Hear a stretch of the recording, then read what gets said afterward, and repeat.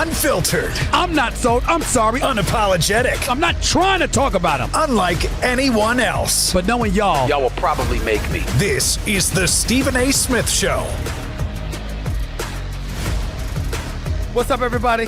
Hope you had an absolutely positively wonderful week. And this is Stephen A. Smith coming at you with the Stephen A. Smith Show over the airwaves of SiriusXM, Mad Dog Sports Radio, every weekday from 1 to 3 p.m. Eastern Standard Time. Number to call up as always is 888 Mad Dog 6. That's 888 Mad Dog 6. That's 888-623-3646. And if you want to leave your voicemail messages, you can always reach out at SiriusXM.com/GetSerious. That's SiriusXM.com/GetSerious, and I'll get your recorded voicemail messages that you leave for me. We got a lot of stuff to get into today. The one and only Alex Rodriguez is coming on at the top of the 2 o'clock hour to talk about his new docuseries that everybody is talking about on HBO. So I'm looking forward to talking to my man A-Rod about that. Make no mistake.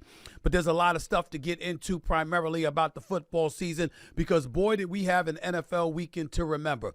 You saw the Kansas City Chiefs beat the Indianapolis Colts. You saw the Baltimore Ravens 1-5 weeks ago, now having won 5 straight and now sit atop the AFC North along with the Pittsburgh Steelers and are in the hunt for a playoff berth. We saw the Los Angeles Rams, without question, looking like the best team in football right now, courtesy of Matthew Stafford, beating up on the Tampa Bay Buccaneers last night. We've got a Monday Night Football game coming up where the Carolina Panthers are visiting the San Francisco 49ers, and they're in position to actually lead the AFC South with a win tonight, believe it or not, in San Fran. Or Santa Clara to be exact. So that's something to get into.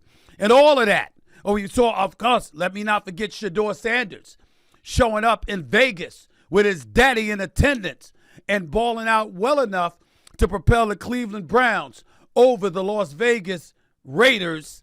And, oh, by the way, in the process, Myles Garrett is just putting everybody on notice that he's unquestionably the best defensive player in football, a monster if there ever was one on the football field, and what level of comparisons he warrants to Aaron Donald or various others throughout the years, because Myles Garrett simply is that dude. He is something special. 18 sacks on the season, 14 sacks over the last 5 games. Only player in the National Football League with 3 or more games with at least 3 sacks in a game. Unbelievable what he is doing. Make no mistake. But the story, the lead story, are the Dallas Cowboys. And the fact that the Dallas Cowboys, America's team, played like America's team last night. My man T-Love, I have no doubt one of my favorite callers, will be on the line with us in a little while, because he's got some explaining to do, sticking out his chest, bloviating, huffing and puffing, acting like it was going to blow somebody's house down. And sure enough, he's got a mea culpa, because the Philadelphia Eagles, the reigning, defending Super Bowl champion Philadelphia Eagles, went into Dallas, went up 7-0, courtesy of a touchdown to A.J. Brown. Went up 14-0. Courtesy of a touchdown by Jalen Hurts. Went up 21-0. And then collapsed. And the Dallas Cowboys came back from a 21-0 deficit. They were up 21-0. And they blew it. They got shut down. 5 punts, a turnover, going over, getting taken down on downs. Philadelphia Eagles gave up 24 unanswered points. Dak Prescott throwing for over 300 yards. CeeDee Lamb catching a 48-yard bomb. George Pickens looking like an all-world receiver. And the Philadelphia Eagles seemed ill-equipped to do a damn thing about it.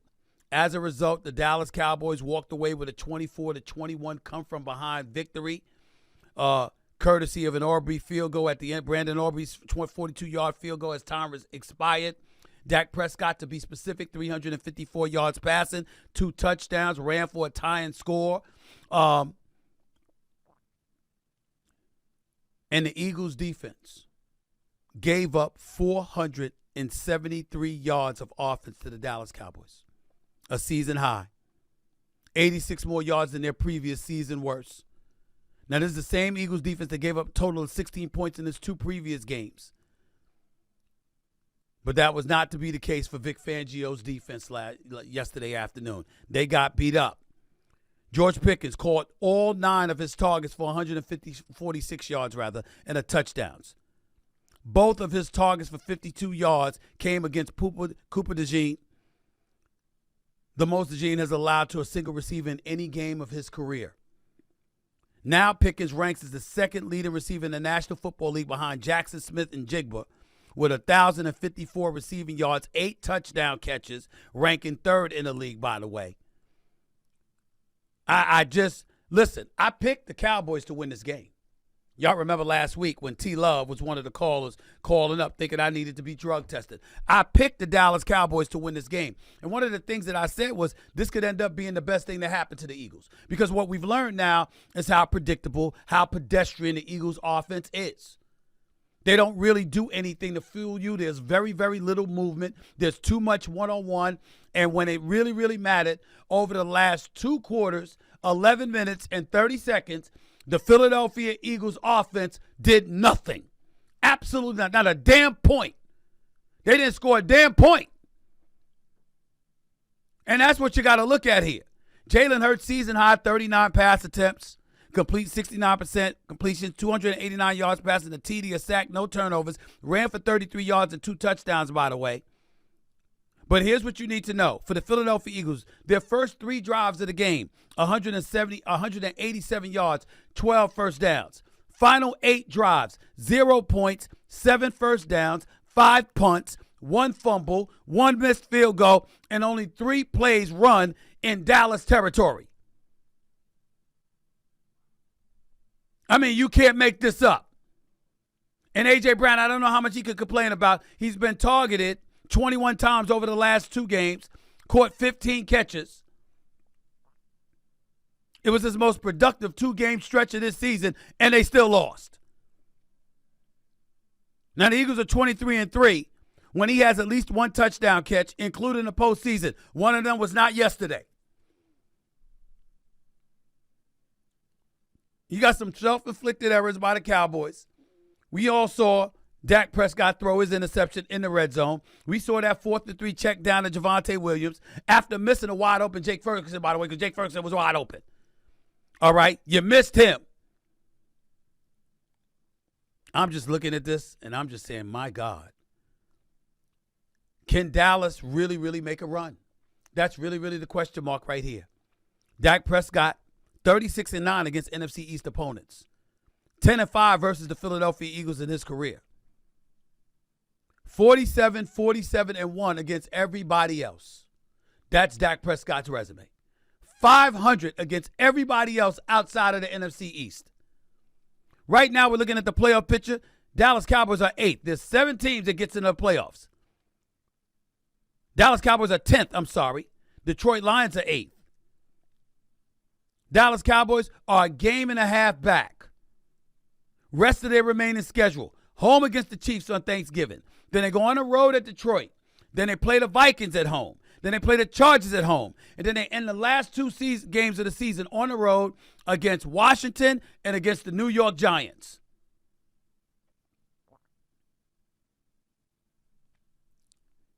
I don't see them beating the Chiefs on Thanksgiving. But here's the thing. I see Dallas beating everybody else. They beat everybody else. That's a 10-6-1 record. Can that get you in the playoffs? In a crowded NFC East? That's the real question mark right here. Winning one of the next 2 games against the Chiefs and the Lions, I think they could do. Winning the final 4 games of the season, don't get me started with J.J. McCarthy in Minnesota. That's a victory. The Commanders, that's a victory. The Giants, they can make it interesting because they have nothing to lose on the last game of the season, but that should still be a victory. And then, of course, you got the Chargers, which will be a tough one, but the Cowboys can beat them. And congrats to Dak Prescott, 34,378 passing passing Tony Romo for the most passing yards in Dallas Cowboys franchise history. Neither of them ever went to an NFC championship game. So we ain't comparing them to Roger Staubach. We ain't comparing them to Troy Aikman. All right? But you want to sit up there and give him props for surpassing Tony Romo and them accumulating their yardage but not doing much come playoff time? Have at it. That's the Dallas Cowboys story right now. They got to go 5-1 the rest of the way. Can they do it? That remains to be the question. I think they can. I really, really do. I think they do. I think they can. But I don't see them winning. You know, you get Chiefs and the Lions. I don't see them winning both games. I really, really don't. That I cannot see. I'm sorry. I'm not there. I'm just not there. 888 Mad Dog 6 is always the number to call up. That's 888-623-3646. You're listening live to the Stephen A. Smith Show, Sirius XM, Mad Dog Sports Radio. Dak Prescott talked about how badly this game was needed. Let's hear from the star quarterback for the Dallas Cowboys because he is playing like a star right now. That game was needed, and no, never blinked, never had any doubt, and 1,000% believed from the beginning. I mean, there was times, right? I'm telling guys, believe, and then there was a moment there in the fourth quarter where a book goes, believe, and I go, I know. Like, we're done with the believe. We've believed long enough, and we've got ourselves back in this game. Like, now you've got to know, and so that's just it's a testament to this brotherhood. There's going to be moments when you're down a touchdown. There's going to be moments when you're down maybe 2 touchdowns, and that's not going to be the last time for the season. And when you have a game like this, talking about the belief or knowing that's what this allows guys in that locker room to do is to believe we're going to come back or know that we have the team, the brotherhood, the connection to do just that. Yeah, that's true. It helped that the Eagles didn't have Lane Johnson out. I think their record is like 120, 62-1 since 2013 when he plays. They have a losing record when he doesn't. That's not who Jalen Hurts had available to him yesterday. Maybe that explains why Saquon Barkley is making Joe Shane look like a brilliant GM for the New York Giants in terms of long-term investment in them, because Saquon Barkley and whatever he was yesterday, whatever he was last season, he has not looked that way this year. He has not looked that way this year. I mean, you're talking about very, very anemic performances. Saquon Barkley had 22 yards rushing on 10 carries, including just 11 yards the rest of the game after Philadelphia was up 21-0. So from 11:30 in the second quarter to the rest of the game, with 11:30 left in the second quarter to the rest of the game, Saquon Barkley accumulated a total of 11 yards. I mean, come on, y'all. Come on, y'all. And you can bring up Jerry Jones acquiring Quinnen Williams and all of this stuff all you want to. Ain't nobody supposed to be clogged in the middle that much to the point where Saquon Barkley can't do more than that. By the way, Quinnen Williams, recently acquired from the New York Jets by Jerry Jones and the Dallas Cowboys. 8 quarterback pressures and a tackle for a loss against the Philadelphia Eagles. That's not bad. That's not bad. Give credit where credit is due. In the end, I suspected the Dallas Cowboys would win this game, and I said if the Eagles are ever going to legitimately defend their crown, with all the complaints that we've had about their offense, if they're going to ever to legitimately defend their crown, okay, I said the best thing that could happen to them is to lose this game against the Cowboys. I think they will lose it because I think this will be the wake-up call the Philadelphia Eagles needed. But that don't negate the fact that they gave up. They were spotted 21 points and still lost. That's bad. That's very, very bad. We'll see how they recover from this. T. Love and Philly, couldn't wait for you. I knew you'd be calling. The floor is yours, my brother. You got a lot of explaining to do. I got a lot of explaining to do. Let me tell you something, man. I was sick, physically ill, okay, yesterday after the way they lost that game, man. And the only thing I can tell you, man, is, listen, coaching has a lot to do with what's going on here. Okay, and because this is because the offensive coordinator has no creative concepts at all. He doesn't know how to adjust. He's never done a job before, and you can see it. It's been in our faces. This is exactly the same thing that happened back in 23. It doesn't make sense, man. You've got to do something. I see other people. Do you fire the head coach? Not fire the head coach, but damn, the head coach. We already know he can't call plays either. He's never been able to call plays. That's why you have an offensive coordinator that calls the plays. But this guy, you can't put a rookie head coach, like offensive coordinator, into a system that you expect to win the Super Bowl. They scored 21 points in the first quarter. There's no doubt about this offense being able to score. You got to have the right person to make the job happen. Come on, man. Well, here's the problem with you. Here's the problem with you, T Love, and your take, okay? You weren't saying that Friday. You weren't saying that Thursday. Matter of fact, you weren't saying it Wednesday either. If I recall, you were sticking out your chest. Other than giving your wife, the lovely Nicole, props, you understand, that y'all wedding anniversary, all you kept doing was talking about how Eagles going to shut everybody up. Matter of fact, you implied that I needed to be drug tested when I said the Cowboys was going to win. And then not only did y'all lose, y'all lost after being up 21-0. So everything that you said, there were no personnel changes. There was no coaching changes leading into this game. You knew exactly who you were going to have available to you, and you stuck out your chest and you said what they were going to do. But it didn't happen, T-Love. It didn't happen. Hey, Steve. Look, I'm just saying. I apologize. I'm just saying. I hear you. I hear you. You're talking loud, and you should be. Oh no. I'm not talking. I'm not talking loud. I'm just talking facts. I'm not talking. I'm talking facts, brother. That's what I'm talking about. Listen. I'm not hiding from nothing. I don't apologize for nothing I did. I don't apologize for nothing I said. And that game started out. You hung your heads because they looked like it was going to be a repeat of the Super Bowl. What happened? Coaching happened. Right. Coaching happened. What happened? That game looked like it was over in the first quarter. What happened? All right, so let me ask you this question, all right? Because I think it's fair. I think it's fair to ask you this question, all right? Do you believe that the Philadelphia Eagles right now are going to repeat the Super Bowl champions? T-Love's gone. Conveniently, when I asked that question, I'm not surprised. That's what that kind of loss can do for somebody, even a great, great fan of the Eagles like him. Are the Dallas Cowboys coming? That's a legitimate question. What's your answer? And is this the beginning of a resurrection for the Philadelphia Eagles or the beginning of the end?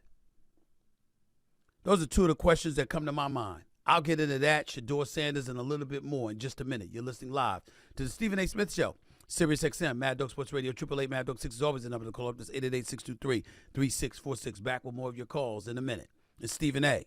Mad Dog Radio. Holla.